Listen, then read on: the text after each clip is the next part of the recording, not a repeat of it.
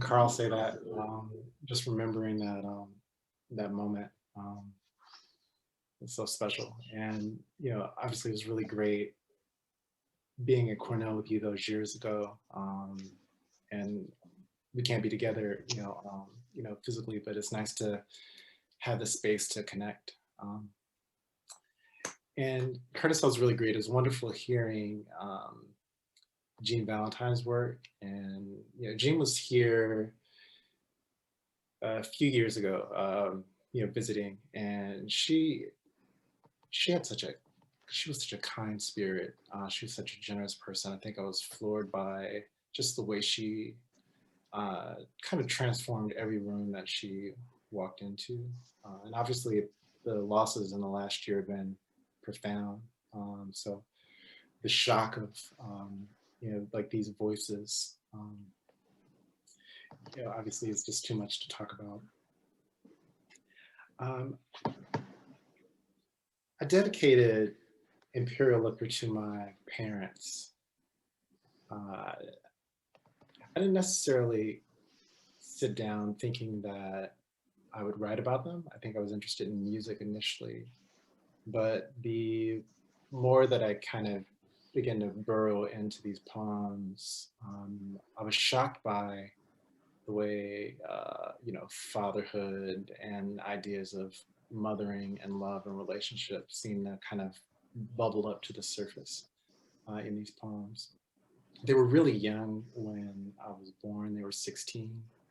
And now, like looking at them, as they age, I'm also kind of processing like my own age because they seem like older siblings. So this first poem is in some ways connected to just thinking about my father. The Curiosities. The year, this distance, when brightly his face hums and ticks like a washed penny. And you can see him now as a coworker or neighbor, or someone with whom you are willing to dissolve an empty hour on a train. Oh, the winking, unshuttered, transient heart. His bridge work, his thin and yellowed nails. No, the trees whipping black as the stitched binding of my book. What mysteries? The word, pierced and dangling and dark as amethyst.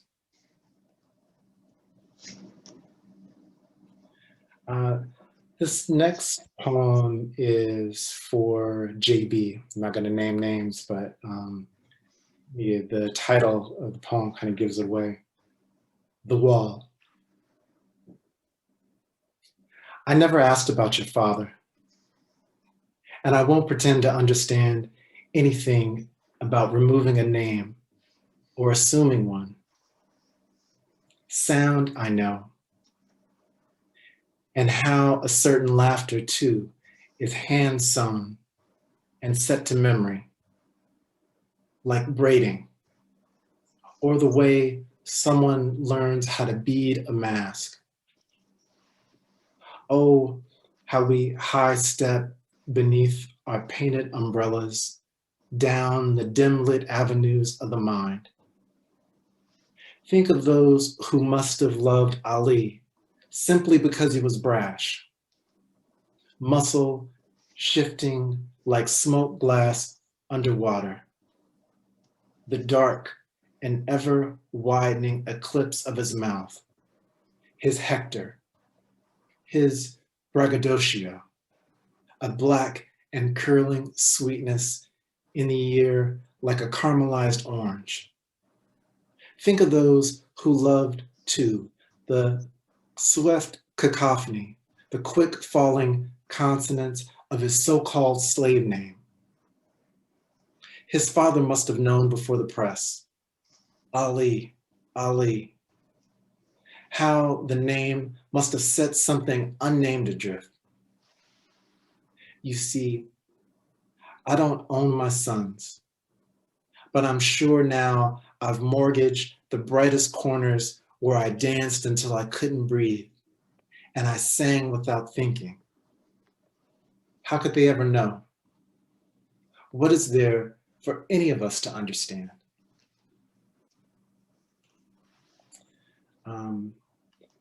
My parents were married.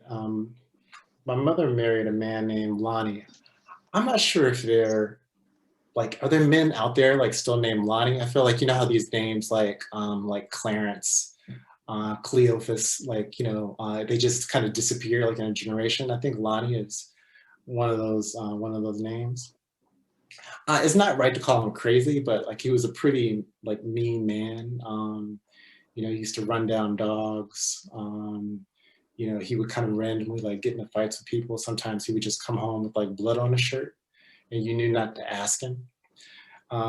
There was a moment when I was in second or third grade, and some kids were chasing me in my neighborhood, and he ran out of the house with a shotgun and stood on the front lawn.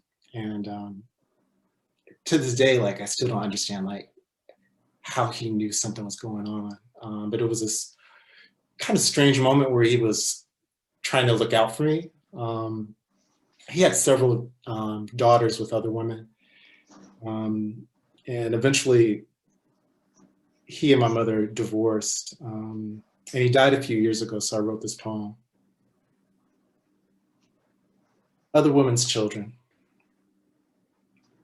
I still don't know how he knew I was running.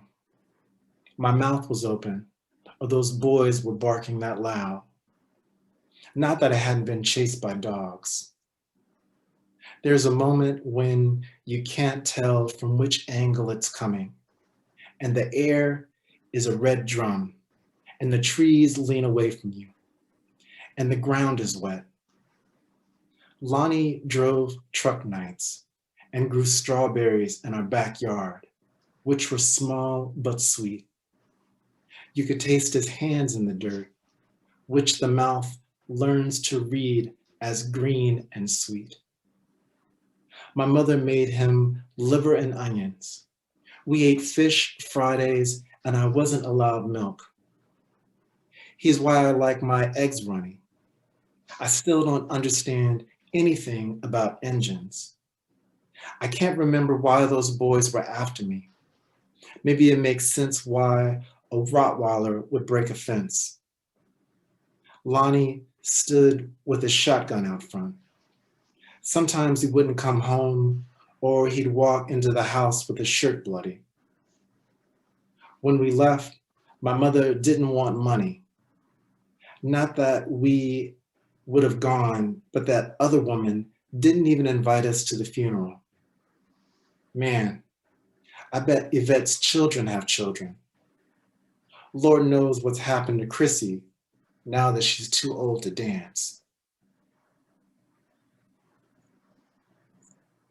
I grew up in Compton, and when I think about LA, LA car culture is the culture, right? Like you're driving everywhere, and like every block has like a song connected to it. Like when I think about that landscape, it kind of has a soundtrack. So like my memories, like often I'm kind of like humming in them.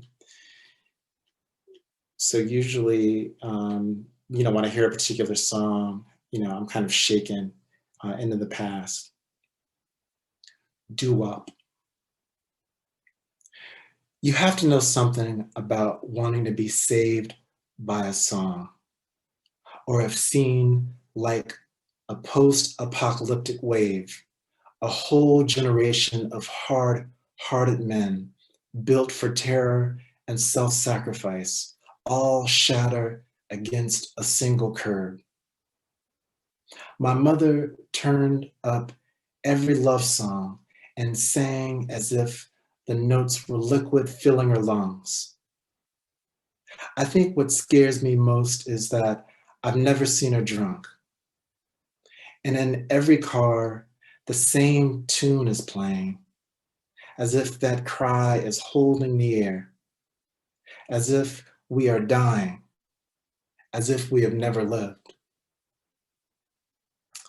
Given the effects of COVID, all the different effects in terms of cardiac arrest and the effects obviously that it has on the lungs, like reading this poem now and thinking about post-apocalyptic narratives, sometimes it like kind of shakes me that like maybe I've always been thinking about the apocalypse in one way. I think maybe being a Black American, being Black in America is post-apocalyptic. If you're a descendant of Africa, that's kind of a post-apocalyptic sensibility.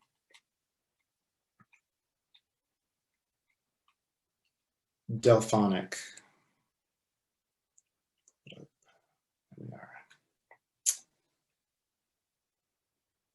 Trace the line and move until the ocean turns you, or when the northern hills begin to burn, or a squad car herds you back to the neighborhood you clearly belong.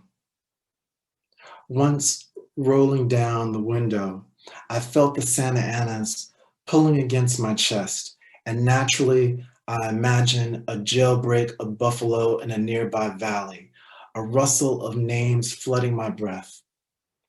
I could go the whole day in silence, wanting nothing.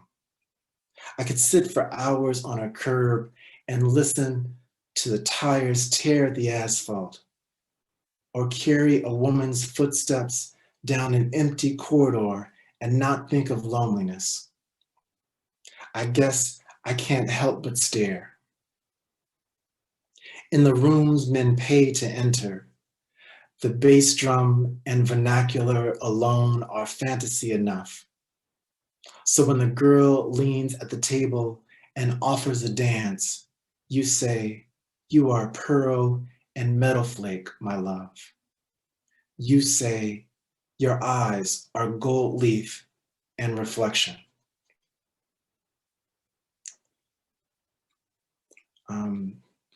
Compton is one of those cities that, in the 50s, it was all white working class. My grandparents moved to Compton about 56, 57, and they were one of the first Black families to integrate Compton. It's one of the early like Los Angeles suburbs. And the high school, Compton High School, had a connection to the college. There's a college in Compton, Compton College. Compton College's mascot, they were called the Tartars. So when Compton High was founded, they became known as the Little Tartars, and then they became known as the Baby Tartars. And then when the city became all Black, they became known as the Tar Babes. Tar Baby. Given that Tartarus stands undisputed as the very bottom of hell, where even the bones of the damned are scattered by Hector's dogs, and the Gorgons weep blood into its veined marble floor, then maybe our mascot is fitting. Noted for their venom, the Tartars too were a fallen people, hunted, then abandoned, and consumed again in the Gobi by the Golden Horde. So then maybe we honor them, the little Tartar, the scarred and wolfish, the vengeful. And who among us even remembers our white past, Fruit Town and the farms, before the wig shops and gutted lots, Miss Compton's tinseled scepter, her bob, a motorcade of impalas peeling the corner of Cocoa and South Oleander. So tonight at the stadium, the Tar Babe prances in his Columbia blue diaper, wielding a foam scimitar, a broken tooth winking like a searchlight through the wind. And those sticky mouthed foxes clustered in the stands with their Cracker Jacks, their expressions stuck between grinning and crying, while they tug at their matted hair and tear the black from their paws. All of the families from Compton kind of moved out into Orange County. They cut down a lot of the orange groves. So, when I think about Disneyland, people out in Newport Beach, there are a lot of Trump supporters out in Newport Beach, for instance. Their history is connected to the white flight that left Compton, in the 50s and early 60s. There was a point in the late 60s and early 70s when homes were being sold for $1, that people just walked away from property. In 1984, April 1st, 1984, Marvin Gaye died. His father killed him, Marvin Gaye Sr. And at that time, I remember, everybody thought it was a joke. It had to be some like April Fool's prank. People just didn't believe it. And when the arresting officer asked Marvin Gaye Sr. why he shot his father, there's just a brief epigraph here in this poem. Officer, did you love your son? Marvin Gaye Sr. Let's say I didn't dislike him.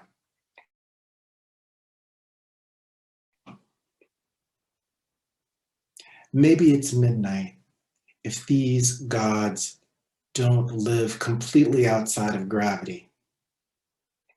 And since before dawn, he's inched a once pretty body into his blackened mouth.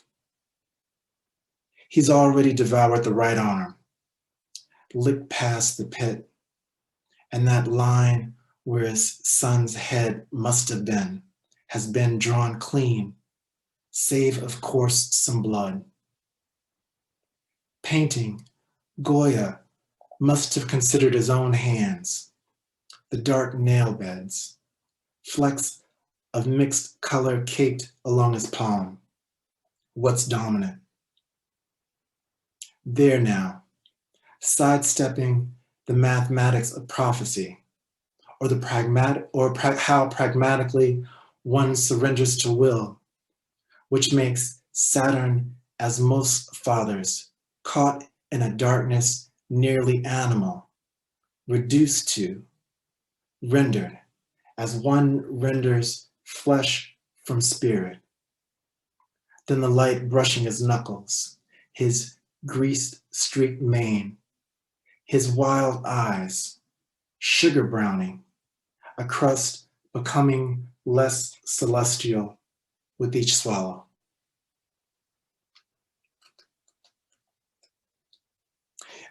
I sincerely think that Marvin Gaye's death transformed Los Angeles. Like there was kind of a spiritual break. This was the year of the 1984 Olympics. And there was something about like the energy of the Olympics, maybe LA being like on a national stage, on an international stage. But it's kind of like what's going on now with like the level of like homelessness, that you have all the sunlight and beauty, but you also have like profound suffering, in a place like that. And it was always difficult to kind of reconcile like the beauty with the pain.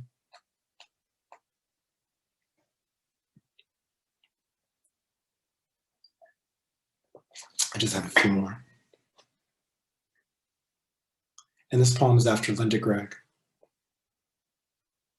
If not, as in a wilderness, then. I don't want to be the animal.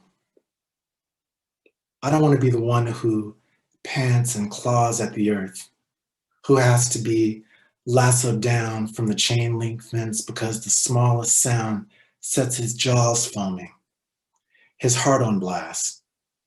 Then seeing you as if frozen again in an open field, the day collapsing like an embroidered veil. And how I want to charge until my body is a brush stroke of dust. Charge until my whole mouth falls open, until the frightened birds spray the sky darkest thought. I know better. But my ears are pinned back, and my hair is wet, And there's this business of cake dirt beneath my nails. And aren't the eyes also erogenous, swelling too with blood until they weep? Maybe it's best that I be put down, but say what you would have of me. How else should I expect us to live? I'll read two more.